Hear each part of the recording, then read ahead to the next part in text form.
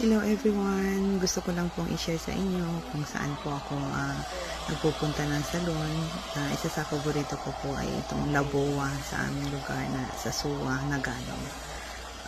Paminsan-minsan naman po ay bigyan natin ng luho ang ating sarili katulad ng pagpapaganda dahil po tayo ay nagsisikap para mabuhay at makatulong at makabayad ng mga ating mga bayarin at makabili tayo ng ating mga gusto at ma-sustain natin yung ating mga pangangailangan pa about sa health din mismo. Siyempre, alagaan po yung sarili, huwag maging abusado at pagpahinga, pagpagod, magpahinga, pag gutom, kumain ang masarap ang gusto mo kasi siyempre